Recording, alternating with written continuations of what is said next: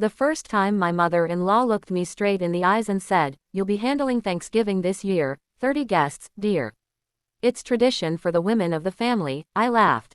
I thought she was joking. But her cold stare, her lips pressed thin, told me otherwise. My heart sank. I had been married to Daniel for only a year, still navigating my role as a new wife, still figuring out where I fit into his loud, sprawling family. I loved him deeply, but his mother, his mother, saw me as little more than an outsider invading her kingdom. Every dinner, every family gathering, she found a way to remind me of it. And now, she expected me, the newest member of the family, to host and cook for 30 people by myself.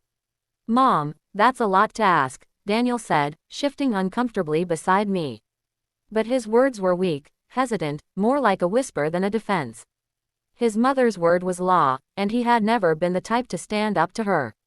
I smiled politely, masking the storm raging inside me, and nodded.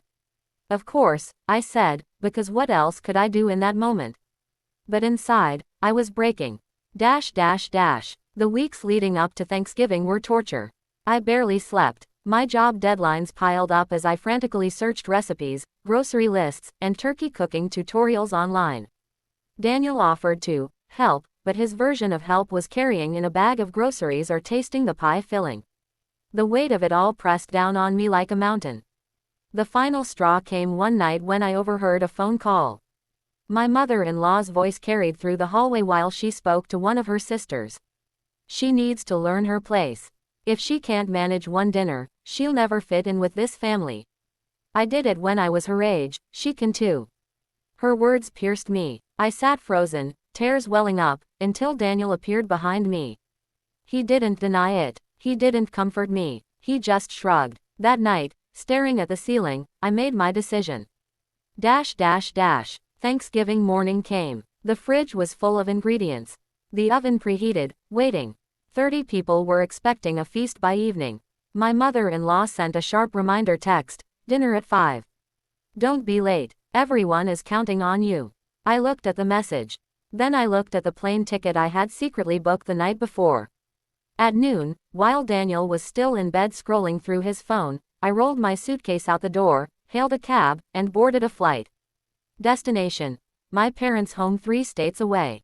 The moment I stepped into my childhood house, my mother's warm hug melted the icy chains that had been tightening around my chest for weeks.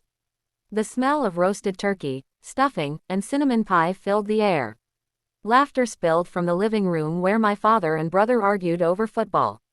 And for the first time in months, I breathed. Back at Daniel's family home, chaos unfolded. I didn't see it with my own eyes, but the messages began flooding in. First from Daniel, "Where are you? Everyone's here." Then from his cousins, "Your Mill is furious. She's saying you embarrassed the whole family." And finally, one from his mother herself. "You are selfish and ungrateful. I don't know what my son sees in you." I turned off my phone. The silence was liberating. For 2 days, I ignored the buzzing, the calls, the angry words.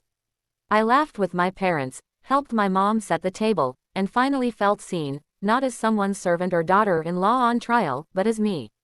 When I returned home, Daniel was waiting. His face was pale, his voice trembling.